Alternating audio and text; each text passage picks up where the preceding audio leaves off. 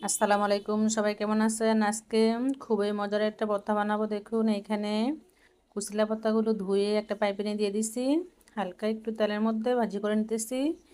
আমরা বলি কুচিলা পাতা, অনেকে বলে তেলা কুচি পাতা। তবে খুবই মজার একটা ভর্তা।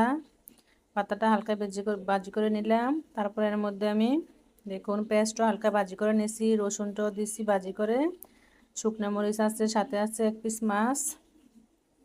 রসুনটা ভাজি করে নিলে ভর্তাটা খেতে খুবই ভালো হয়। আমি পেঁয়াজটাও হালকা ভাজি করে নিছি। দেখুন মাছটা আর মরিচটা বেটে নিতেছি। খুবই মজার একটা ভর্তা, যারা এখনও খাননি একবার খেয়ে দেখতে পারেন। আসলে অনেক মজার, স্বাস্থ্যসম্মত খাবার একটা। আপনার ভর্তা হলেই হবে, আর অন্য কোনো কিছু লাগবে না, এটা দিয়ে এক প্লেট ভাত খেতে পারবেন। দেখুন পাতাগুলো আমি পাটার মধ্যে বেটে নিতেছি। খুবই মজার একটা ভর্তা। তাছাড়া রসুনটা পেস্টটা ভাজি করে নিলে